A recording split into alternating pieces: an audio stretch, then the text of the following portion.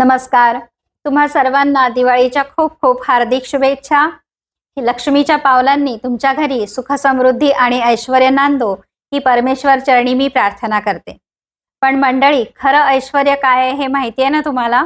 खरं ऐश्वर्य हे आपलं आरोग्य आहे. आपलं आरोग्य उत्तम असेल तर आपल्याला जीवनाचा आनंद घेता येतो. म्हणून ही दिवाळी तर आपल्याला साजरी करायचीच आहे, पण दिवाळी साजरी करत असताना आपलं आरोग्य उत्तम राहावं त्याची काळजीही आपल्याला घ्यायची आहे. त्यासाठी काही छोट्या टिप्स मी तुम्हाला सांगणार आहे. आता दिवाळी म्हटलं की वेगवेगळे पदार्थांची खाण्याची नुसती रेलचेल असते. गोड पदार्थ, तिखट पदार्थ, सगळ्या पद्धतीचे वेगवेगळे पदार्थ आपण करतो दिवाळीला.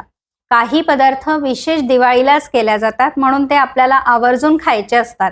मग आता सगळे पदार्थ तर खायचे आहेत, पण मग काय करायचं? आपल्याला वजन वाढलं नाही पाहिजे किंवा आपलं पोट बिघडलं नाही पाहिजे, ही पण काळजी आपल्याला असते. त्यामुळे सगळ्यात पहिली गुरुकिल्ली आरोग्याची ही आहे की पोर्शन कंट्रोल. म्हणजे तुम्ही क्वांटिटी कमी प्रमाणात खा. सगळं आवडीचे पदार्थ तुम्ही खा, परंतु त्याची क्वांटिटी मात्र कमी ठेवा, म्हणजे तुम्हाला त्याचा त्रास होणार नाही.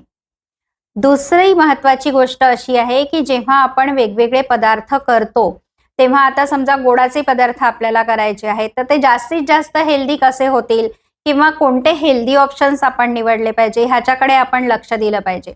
म्हणजे तळलेले आणि गोड असं दोन्ही जर कॉम्बिनेशन असलं तर मग ते हाय कॅलरी डाएट आपलं होऊन जातं.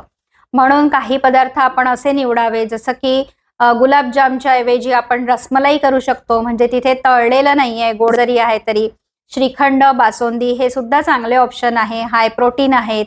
किंवा खूप तुपामध्ये भाजलेले किंवा तळलेले पदार्थ करण्याऐवजी खोबऱ्याचे लाडू किंवा खोबऱ्याची बर्फी, ओल्या नारळाची बर्फी ही सुद्धा अतिशय उत्तम पर्याय आहे. किंवा आपण ड्रायफ्रुट्सचे लाडू सुद्धा करून खाऊ शकतो. तर असे प्रकारचे आपण पर्याय हेल्दी ऑप्शन्स निवडले पाहिजे.